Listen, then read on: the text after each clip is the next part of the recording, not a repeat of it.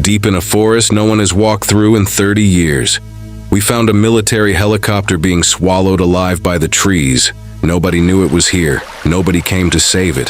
So we did something everyone thought was insane. We turned it into a home.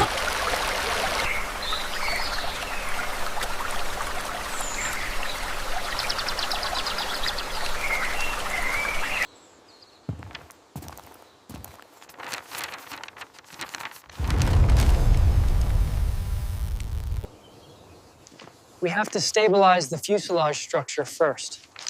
I agree. The map shows the stress points right here. All right, secure the gear. We're moving out now.